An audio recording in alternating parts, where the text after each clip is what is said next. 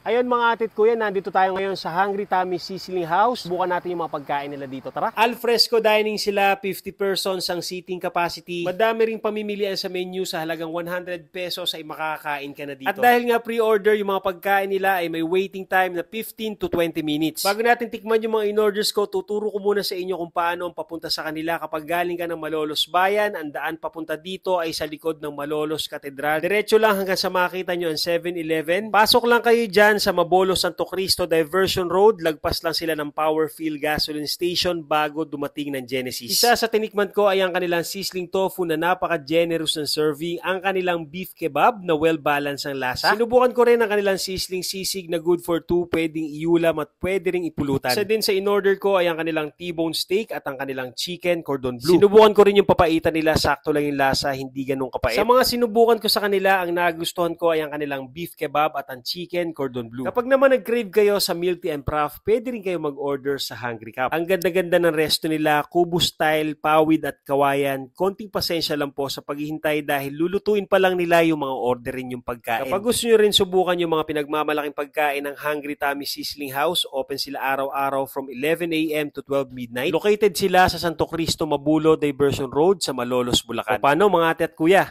Kain tayo!